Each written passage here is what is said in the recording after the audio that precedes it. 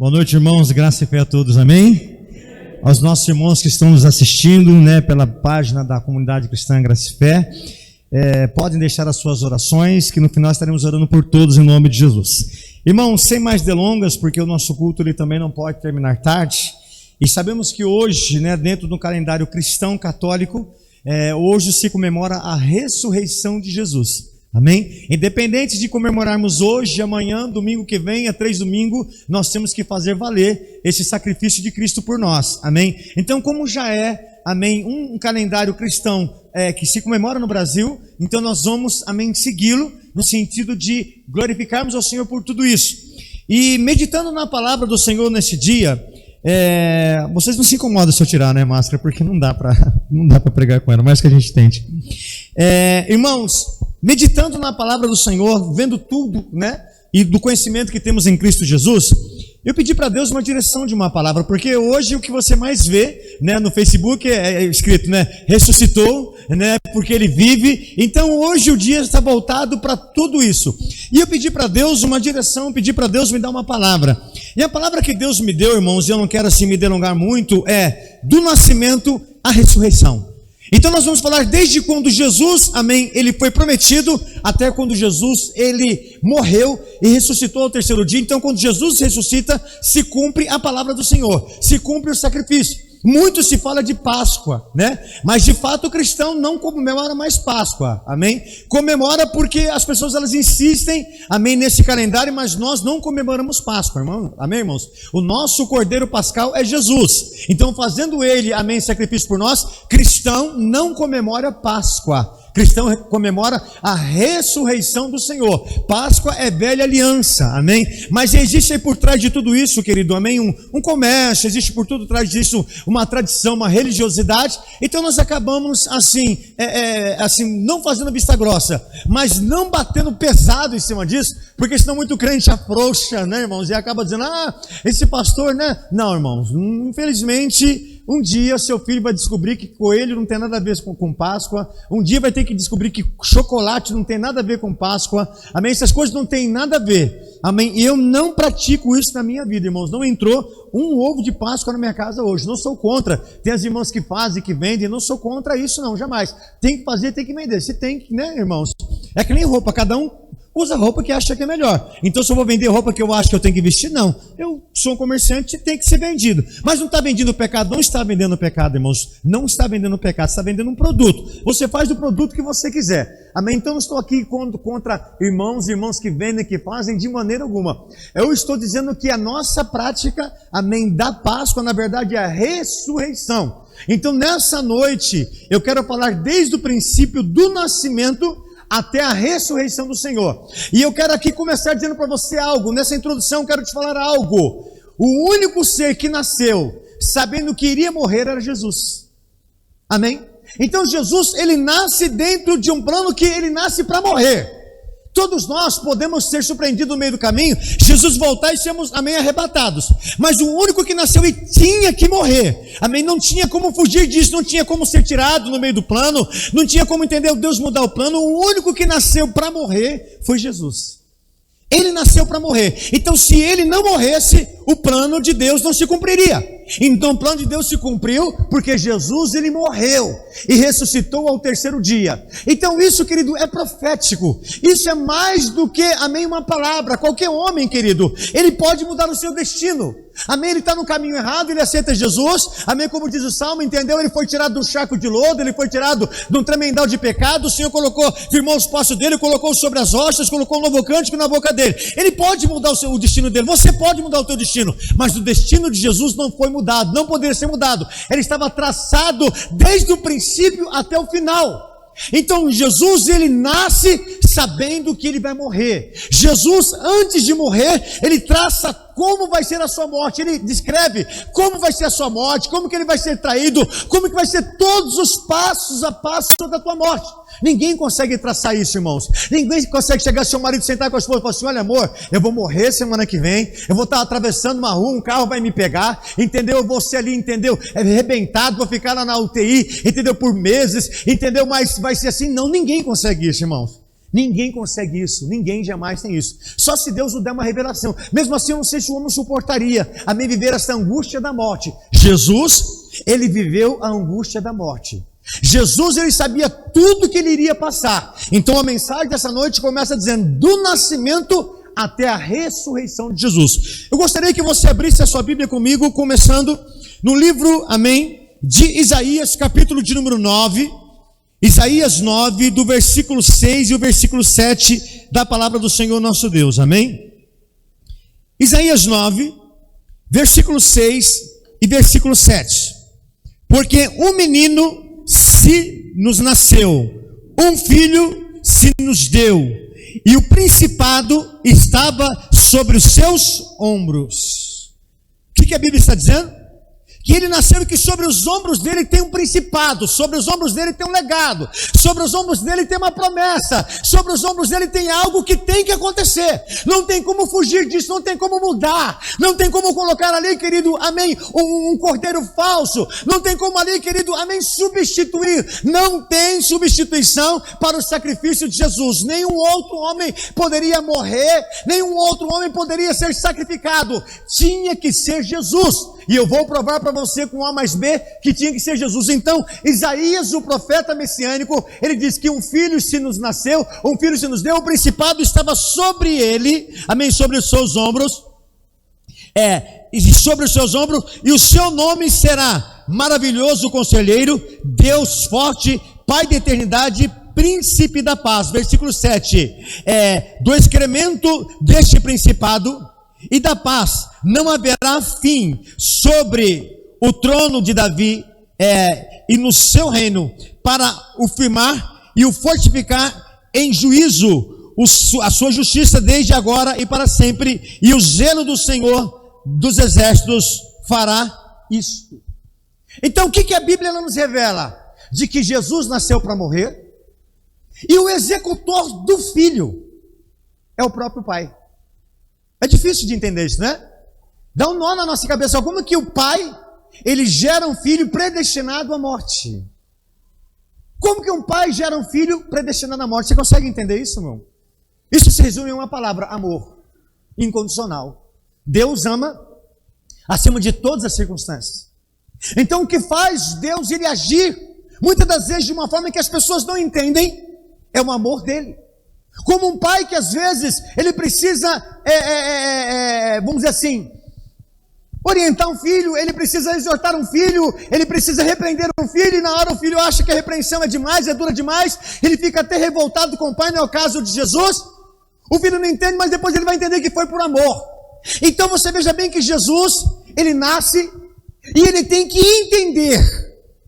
Ele nasce como uma criança comum, e desde pequeno ele vai ensinado: olha, não se apegue a nada, porque você não nasceu para se apegar a nada deste mundo, você nasceu para morrer. Como assim, pastor? Volta a tua Bíblia um pouquinho, Isaías capítulo de número 7. Isaías 7, versículo de número 14. Olha o que a Bíblia ela vai nos falar. Presta atenção. Portanto, o menino Senhor vos dará o sinal. Eis que uma virgem conceberá, porquanto mesmo o Senhor vos dará um sinal. Eis que a virgem concederá e dará à luz um filho, e será o seu nome Emanuel, que é Deus conosco, Deus entre nós. Manteiga e mel comerá, até que saiba rejeitar o mal e escolher o bem. Preste atenção. Então Jesus, ele é criado de um jeito, amém, ele é ensinado desde o princípio, quando ele começa a ter consciência de que existe o bem e o mal, e que ele nasceu para que o bem prevalecesse sobre o mal. Então o único ser, irmãos, que nasceu sabendo que iria morrer era Jesus. Ele já nasce, amém, querido, com esse destino. Ele já nasce com esta predestinação. Ele já nasce para isso mesmo. Ele não nasce para outra coisa. Nada mudaria isto. Por quê? Porque nos seus ombros estava a salvação de todo mundo. Nos seus ombros estava a salvação de todos nós. Se Jesus não tivesse morrido, provavelmente nós não estaríamos aqui. Se Jesus não tivesse morrido, provavelmente, querido, muitos de nós nem existiria. Se Jesus não tivesse morrido, provavelmente, querido, nem cristianismo, nem judaísmo, amém, nem uma fé em Deus haveria. Porque no decorrer do tempo, muitos tentaram acabar com a fé. Muitos tentaram executar, exterminar com a fé judaica e também com a fé cristã. Muitos fizeram por isso, mas não conseguiram por quê? Porque, irmão querido, não foi pago por um preço político. Jesus não nasceu para ser político. Jesus não nasceu para ser um governante humano. Jesus, ele nasceu com uma intenção: salvar. E isso, querido, era o destino dele, salvar. Deus pode usar qualquer outro homem para governar províncias, países e tudo mais, mas para salvar, somente um poderia salvar: Jesus. Então ele nasceu, querido, predestinado à morte. E você tem que aprender a valorizar isso em nome de Jesus.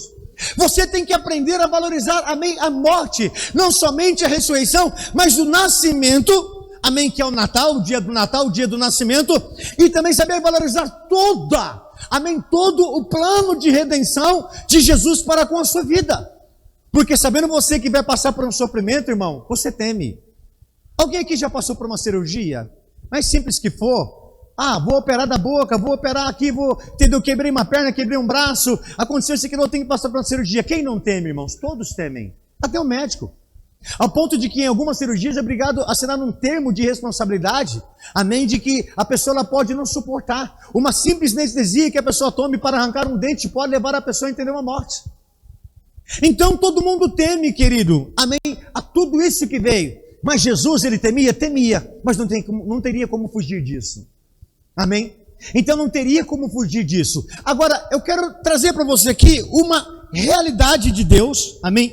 Um princípio de Deus. Que isso, irmãos, nós temos que entender. A realidade da morte, amém? A realidade da morte, o que é a realidade da morte? Não tem como mudar. Isso. Só que a realidade da morte, ela também vem com um ato profético. O que seria isso? Desde o princípio, Deus já revelava o seu plano. E muitos não enxergavam, não entendiam. Quem entendeu, já começou desde cedo a sacrificar a Deus como Abel. Abel, quando ele entendeu que, amém, o sacrifício era uma redenção, que era uma comunhão dele com Deus, ele começa a sacrificar ao Senhor. Ele faz a coisa certa. Caim não entendeu e faz as coisas erradas. Porque o primeiro ato de Deus, depois que ele cria o homem, o primeiro ato de Deus, irmãos, é um ato profético de misericórdia. Por quê? Porque o homem pega, está no livro de Gênesis, se você quiser acompanhar, na Gênesis capítulo 3, do versículo 21, vai dizer o seguinte, no capítulo 3, amém, o pecado do homem, né? Então o homem, ele peca, e é dito por Deus que se o homem pecar, ele ia morrer. Então o homem peca. Quando o homem peca e Deus, na virada do dia, ele passa no paraíso, e o homem não está lá, Deus sai a procurar o homem, e então encontra ali, amém, Adão escondido, Eva escondido, por causa do pecado que eles cometeram. Então ali, Adão, ele se justifica, tenta se justificar, mas não existe justificativa para o pecado. Aprenda isso, irmãos. Não existe justificativa para nenhum pecado. O pecado é pecado, e a única coisa que pode nos justificar é o sangue de Jesus. Então, se a gente achar uma justificativa para o pecado, nós não vamos pedir mais perdão, nós vamos esquecer de Jesus. Então, põe isso na tua cabeça, não existe justificativa para o pecado, amém? O pecado, ele pode ser justificado pelo sangue de Jesus, pelo favor de Cristo, mas o homem não consegue justificar, porque Adão tentou argumentar, Eva tentou argumentar quanto ao pecado, a serpente, amém, de uma certa forma, tentou argumentar, mas não houve argumento. Deus não aceitou o argumento de Adão, Deus não aceitou o argumento, amém, de Eva, Deus não aceitou o argumento. O que Deus fez? Houve um juízo. Está lá em Romanos capítulo 6, 23. O salário do pecado é a morte, mas o dom gratuito de Deus é vida eterna. Esse Romanos 6, 23 é Gênesis 3, 21. Por quê? Porque Deus não aceita a justificativa humana para o pecado. Deus então condena, o homem vai comer do suor do teu rosto, amém, a terra vai produzir espinhos, a mulher, Deus aumenta a sua conceição, e a serpente rastejará sobre o seu ventre, e terá inimizade entre a semente do homem e a semente da mulher. E havendo Deus condenado, Havendo Deus trazido o juízo, porque não tem justificativo para o pecado, você consegue entender? Deus entra com o seu primeiro ato de misericórdia. Então qual que é o primeiro ato de misericórdia de Deus? O Senhor confecciona uma roupa feita de um cordeiro e tampa a nudez do homem. Então qual que é o primeiro ato de Deus do pecado do homem? O desejo de Deus é te cobrir. O desejo de Deus é te perdoar. Mas só há uma forma de Deus perdoar você: se você confessar Jesus como Senhor e Salvador da tua vida. Você não consegue isso, querido, sem entender o plano de redenção do Senhor para a tua vida. Então nós vamos ver de que ali é um ato profético, porque este cordeiro que ali o Senhor, amém, ele tem que matar, para pegar a pele e tampar a nudez do homem. Este cordeiro é este, amém, é este menino, amém, profetizado por Isaías, que iria nascer, e que o principado estava sobre os braços dele, sobre os ombros dele, que ele iria, amém, conduzir o povo à salvação. Então é a mesma Gênesis 3:21, é o mesmo Isaías 9, do versículo de número 6 e 7 em diante, e é o mesmo Isaías capítulo 7, e é o mesmo cordeiro que se encontra lá no Êxodo, no capítulo de número 12 de Êxodo. Ali está a instituição da Páscoa. O que acontece? Então, você vai entender o que eu estou dizendo aqui. Eu não vou me demorar, mas eu tenho que te ensinar. Você vai entender o quê? Que o povo foi parar no Egito, na escravidão do Egito, clamaram a Deus. Deus levantou um legislador, um libertador com o nome de Moisés, amém, junto lá com, amém, a sua equipe, junto com os anciãos, junto lá, entendeu, com Arão, junto lá com Caleb, junto lá com Josué e com os outros. E você vai ver uma coisa interessante em nome de Jesus, de que Faraó, ele resistiu a tudo. Faraó resistiu a tudo, mas ele não resistiu ao sangue do Cordeiro. Satanás, irmão, ele resiste a todo o nosso comportamento de tentar santificar. Sabia? Você pode subir no monte e orar, é maravilha, mas descer e pecar. Você está entendendo? Você pode, querido, jejuar por 21 dias e pecar. Porque todas essas coisas, irmãos, elas são importantes, mortifica a tua carne. Mas o único que pode cobrir o teu pecado é o sangue do Cordeiro, é o sangue de Jesus. Então tudo que você faz é para você manter um processo de santidade. Mas ao sangue do Cordeiro não tem quem possa, irmãos, resistir. Não tem, nem a morte pode resistir ao sangue do Cordeiro. Por quê? Porque este Cordeiro que é Jesus, que nasceu, que foi, querido, amém, na verdade, predestinado à morte, ninguém pode resistir a esse sacrifício. Então, no capítulo 12 do livro da Êxodo, é um outro ato profético. Por quê? Porque depois de ter mandado todas as pragas, a última praga, a praga do primogênito, Deus então chama Moisés e diz: agora vai ser assim.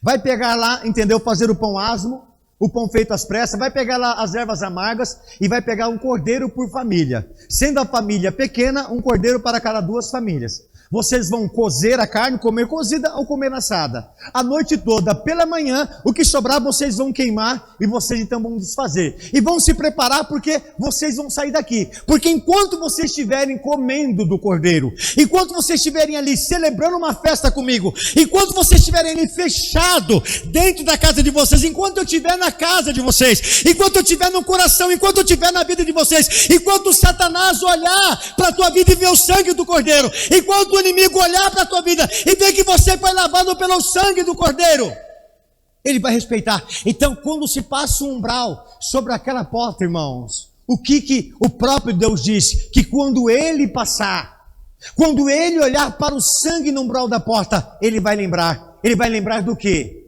Do que o Senhor vai lembrar? Ele vai lembrar, querido, amém, de que ele, amém, predestinou o seu Filho Jesus como o Cordeiro de Deus que tira o pecado do mundo. Então, ele passou, viu o sangue, ele disse: nesta casa eu não posso entrar, porque esta é uma casa de promessa. Então, e também então foi um ato profético, o sentido, ali demonstrava o sacrifício que seria feito por mim e por você na cruz do Calvário.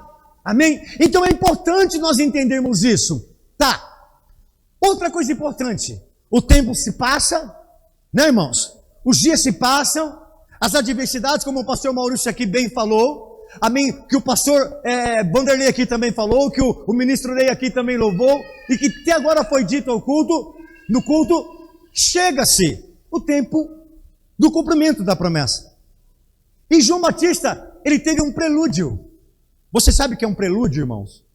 É quando você olha para algo e você vê aquilo acontecendo. Antes de acontecer, é um prelúdio.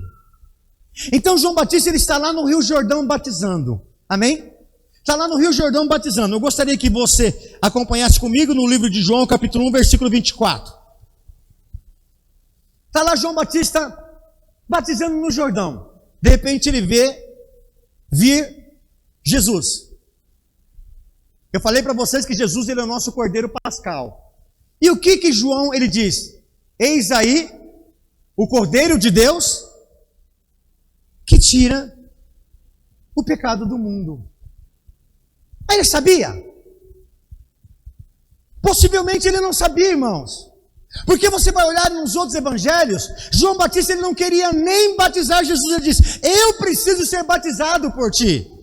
E o Senhor diz que eu tenho que te batizar. Mas em uma dessas, amém, querido, dessas passagens bíblicas, amém, é revelado que João Batista, ele olha e diz, eis aí o Cordeiro de Deus que tira o pecado do mundo, ou seja, o Cordeiro Pascal, o Agnus Dei, o Cordeiro do dia. Então o que João Batista ele teve? Ele teve um prelúdio, ele pôde ver Jesus sendo sacrificado, ele pôde ver Jesus morrendo, amém, na cruz, amém, pelos nossos pecados. E é isso que nós temos que entender quando nós olhamos para a cruz, quando nós olhamos para a cruz, quando nós olhamos para a história de Jesus, é isso que nós temos que enxergar, irmãos. Nós não temos que enxergar uma mesa cheia de comida, nós não temos que enxergar outra coisa a não ser o sacrifício de Jesus na cruz do Calvário. Quando você olha para a cruz, você tem que ver o Cordeiro de Deus que tirou o pecado da tua vida, o Cordeiro de Deus que foi predestinado a morrer por tua causa, não teve escolha, nasceu para morrer por você. E você tem que valorizar isso. Então te digo algo nessa noite em nome de Jesus. Você que entrou aqui nesse culto nessa noite, você que está nos assistindo, eu não sei como está o teu caminho, eu não sei como está a tua vida, mas tem para você jeito de mudança. Se você falar, não, a partir de hoje eu não vou mais cometer esse erro, eu não vou cometer mais esse pecado, eu não vou fazer mais isso, tem mudança para você. Ainda há tempo para você mudar, ainda há tempo para transformação. Por quê? Porque você tem o livre-arbítrio. Você pode, amém, decidir mudar nessa noite. Por quê? Porque alguém já morreu por você, Jesus não. Porque se ele não tivesse morrido, você não tinha o poder para a decisão hoje. Então hoje você pode mudar. Você hoje pode ter um prelúdio da tua vida. Como assim, pastor? Você pode olhar para a tua situação hoje e dizer, Senhor, nessa noite eu entrego a minha vida ao Senhor. E daqui 6 meses, daqui 1 ano, eu vou estar pregando a tua palavra. Eu vou estar louvando o teu nome. Eu vou estar dando testemunho. Você pode ter esse prelúdio. Você pode, amém, ter uma visão antecipada do que Deus pode fazer na tua vida em nome de Jesus. Você tem poder para isso. Por quê? Porque você está dentro desse processo de Cristo, do nascimento à ressurreição. Então a Bíblia vai dizer que João, ele revela que ele era o Cordeiro de Deus, amém, que tira o pecado do mundo. Por quê? Porque a ira de Deus se levantou contra o pecado do homem. E para que a ira de Deus fosse aplacada, o Cordeiro foi apresentado como plano de salvação. A única coisa que pode mudar a tua vida, irmão, a única coisa que pode anular os pecados da sua vida, irmã, é o sangue de Jesus. Roupa não muda. Mudar de cidade, eu fui muito pecador nessa cidade, vou mudar para outra cidade. Não tem jeito, irmãos. Satanás, quando não vai, manda o secretário. Entendeu? Não é questão de mudar fisicamente. É uma questão de mudança espiritual. É posicionamento. É aceitar o plano de redenção do Senhor sobre a tua vida. Porque Ele morreu para te salvar. A Bíblia vai continuar nos dizendo, irmãos, em nome de Jesus, eu queria que você abrisse a sua Bíblia comigo no livro de João, capítulo 19, versículo de número 30, amém? O capítulo 19 do livro de João, na verdade, do capítulo 12 em diante, irmãos, nós vamos ler o 19, mas do 12 em diante, começa ali o plano de redenção a ser, amém, mostrado para a humanidade. Porque no capítulo 12, tá? Não precisa abrir no capítulo 12, mas o capítulo 12 vai falar da pecadora que unge os pés do Senhor, amém, com os seus cabelos, ela lá derrama aquele bálsamo e unge. Todo mundo chamou a atenção dela dizendo que ela não poderia fazer isso. Jesus disse, ela está fazendo isso, me preparando para o sepultamento. Então ali, sem perceber, a ação de Maria, a ação ali, amém, daquela mulher, era uma ação de que ela estava tendo um ato ali que ela não sabia o que era aquilo, mas ela estava fazendo algo sendo impulsionado pelo Espírito Santo, e que isso ia trazer transformação não somente para a vida dela, mas estaria ali anunciando a morte de Jesus. O que eu quero falar para você aqui nessa noite? Já vamos chegar no 19. Que o seu comportamento hoje, ele é capaz de mudar o seu amanhã. Ah, pastor, mas se eu não acredito em predestinação, tipo assim, se Deus falou que eu vou morrer com 39 anos, eu vou morrer com 39 anos e nada pode mudar isso. Concordo com você, irmão. Agora, você precisa morrer com a cabeça decepada? Você precisa morrer esfaqueado? Você precisa morrer com um tiro no meio da testa? Você precisa morrer de uma pandemia? Não. Entendeu? A Bíblia diz que o homem vai morrer, o homem sabe que ele vai morrer, mas o homem ainda não sabe, entendeu, o dia. Eu estou dizendo, uma colocação de morrer com 49, 29, 39, não importa. Mas você pode, querido, mudar as formas com que isso vai acontecer. Jesus não. Porque Jesus, no capítulo de número 12, ele revela. No 13, ele começa ali, entendeu, a trazer. No 14, ele começa a dar as instruções aos seus discípulos, de que como que tudo ia acontecer. Então, quem conhece detalhes da sua própria morte? Agora, até conhecer detalhes da morte, alguém planejar a tua morte, eu vou morrer enforcado, vai lá, põe uma corda e morrer enforcado, tudo bem. Porque depende só de você. Agora, você narrar a tua morte pela mão de outras pessoas, vai acontecer assim, assim. Pedro fala, eu contigo vou ter a morte, ele diz, não, antes que o galo cante, você vai me negar. Jesus, ele sabia de cada detalhe do seu sacrifício. Você consegue entender de que o que está escrito em Isaías 7 se cumpriu? Que ele foi ensinado, amém, ensinado sobre quem ele era, para que ele nasceu, e até onde iria a vida dele. Então, você vai entender o quê? De que ele vai e começa ali a narrar, no capítulo 19 do livro de João. A Bíblia, ela vai nos mostrar o seguinte, o 19, que tudo que Jesus, ele anuncia para os seus discípulos, tudo que ele anuncia para os seus discípulos é concretizado em João, capítulo 19, versículo 30. Porque no versículo 30 vai dizer o quê? Jesus da cruz, ele vai dizer o quê? Está consumado. Amém? Mas o que se consumou naquele exato momento? O que aconteceu naquele exato momento? Aconteceu o prelúdio de João Batista. Aconteceu o que João disse, o cordeiro substituto pelos nossos pecados. O cordeiro lá do Êxodo, capítulo de número 12, a Páscoa que o Senhor mandou celebrar depois da saída do Egito, que significa, amém, a Páscoa significava o pulo, a saída, amém, do Egito. Mas a Páscoa, o Senhor diz, você vai comemorá-la perpetuamente, ou seja, ela vai até que se consuma tudo, amém, o perpétuo é até onde se consume. E aonde foi consumada a Páscoa? Até onde a Páscoa vai? Até onde nós encontramos ou alcançamos a eternidade? Em nome de Deus. E aonde nós encontramos eternidade? Aonde nós encontramos redenção? Aonde nós encontramos perdão? Aonde nós encontramos, aleluia, querido, vida? Encontramos vida em Cristo Jesus. Então a Páscoa, ela vai até a morte, porque Jesus, ele declara: está consumado. E a partir daquele momento, já não é mais dia de celebrarmos, amém, querido, Páscoa. Aí Jesus, ele diz que quando nos reunimos, devemos, aleluia, nós devemos anunciar a tua morte e a sua ressurreição. Ele não fala mais para nós celebrarmos Páscoa, mas ele fala para nós, querido, anunciarmos a tua morte e a sua ressurreição. Então Jesus, querido, ele morre pelos meus e seus pecados. Então se cumpre o prelúdio de João, que diz: o Cordeiro de Deus que tira o pecado do mundo. Mas se ele só morresse, não valeria. Jesus teria que ressuscitar. Por que ele teria que ressuscitar? Você parou para entender isso?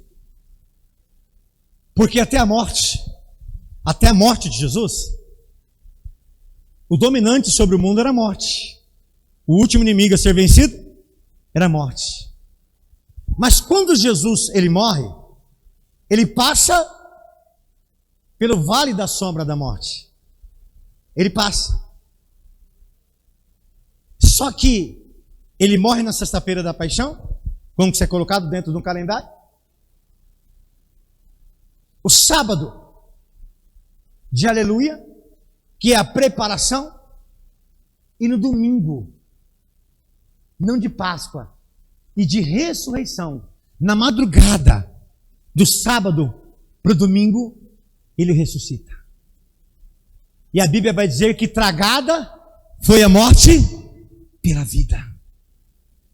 Então quando Jesus, ele ressuscita, ele traz para ele traz para os seus ombros esse principado de ser o Senhor, tanto da morte como da vida. Então hoje, quando o anjo da morte, ou quando a morte, ela vier ao nosso encontro, querido, ela pode até te matar, através de uma doença ou coisa parecida. Mas se a morte tem poder para te matar, Jesus tem poder para te ressuscitar e trazer você à vida. Então não esteja preocupado com a morte, esteja preocupado com a ressurreição. Esteja preocupado não com esta vida, porque a Bíblia diz que nessa vida nós estamos de passagem, somos peregrino nessa terra. Não esteja preocupado com esta vida. Jesus, ele diz: não tema aquele que pode matar o teu corpo, mas temai aquele que pode matar o teu corpo e ainda mandar a tua alma para o inferno. Não se preocupe, querido, com a morte, porque a morte já foi vencida. Se preocupe com o que virá após a morte. E você está preparado para a sua vida após a morte? Se a morte hoje chegar à tua senha hoje, e você morrer, você está preparado?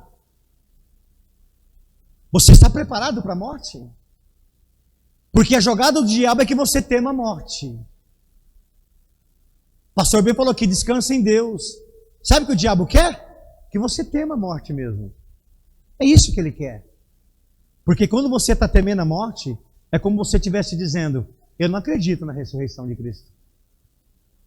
Porque se você teme aquilo que já foi vencido, irmãos. Ah, pastor, mas eu sou humano. Aí que está o grande problema, irmão. Você é humano. Concordo com você. Mas você não é um humano comum. Você não é um homem comum. Você não é uma mulher comum. Você é de Deus. Você é de Cristo. Os mais antigos na fé já ouviram esse testemunho de um feiticeiro. E já vou encerrar e nós vamos orar. De um feiticeiro que ele foi mandado ele fazer um trabalho dentro do cemitério. E ele foi fazer um trabalho dentro do cemitério. E dentro desse trabalho do cemitério, ele tinha que pular túmulos. Tá? Nesse trabalho ele tinha que pular túmulos, fazendo lá uma reza, entendeu? Umas rezas dele lá, para que a macumba desse certo. E ele entrou nesse cemitério, ele foi pulando túmulos. Chegou um túmulo que ele não pôde pular, ele não conseguiu pular. Ele não conseguiu tocar nesse túmulo. E o diabo falou para ele: nesse túmulo você não pode tocar. Porque nesse túmulo tem um ungido de Deus. Sabe por que você tem que entender sobre a ressurreição, querido? Porque a sua vida pertence ao Senhor. E Jesus te fez uma promessa, e essa promessa tem que se cumprir. Ele prometeu um dia ressuscitar o teu corpo morto. Ele prometeu que ele iria para o Pai preparar morada, mas ele voltaria. E levaria você e eu. Eu não posso ter medo da morte, porque a morte, irmãos, na verdade é um encontro com Deus. É um encontro com Deus. Então, hoje, eu vi um pastor lá do Mato Grosso, amigo nosso, pastor Marcos Fialho, ele dizendo que faz 7 anos que todo domingo da ressurreição, ele levanta de madrugada para ver o nascer do sol. Ele diz: eu faço isso para relembrar quando as Marias foram até o sepulcro e chegou lá, encontraram o sepulcro vazio. E aquilo me faz lembrar quem Cristo é para mim. Quem Jesus é para você, irmão? Jesus é para você só um símbolo? Ou Jesus, ele é a tua própria ressurreição? Ele é a tua própria vida. Então, se você ainda não entregou a tua vida para Jesus, assim você vai fazer. Eu quero terminar aqui lendo com você o livro de Lucas. Lucas, capítulo de número 1.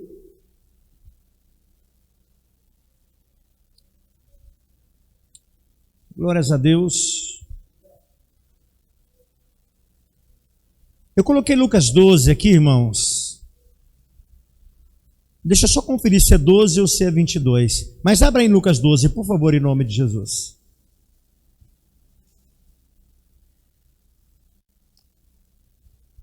Não, é mais para frente. Glórias a Deus. É que eu, desde quinta-feira, irmãos, eu estou de cama. 24, tá bom? Que bom, hein? 12 para 24, está bem perto. Meu Deus. Lucas 24. Do verso de número 1 ao verso de número 9. Lucas 24. Vamos ler do verso de número 5 em diante. Tá bom? Lucas 24, do 5 em diante, para a gente ganhar tempo. E estando elas muito atemorizadas e abaixado o rosto para o chão, eles lhe disseram: por que buscai o vivente entre os mortos? Não está aqui, mas ressuscitou.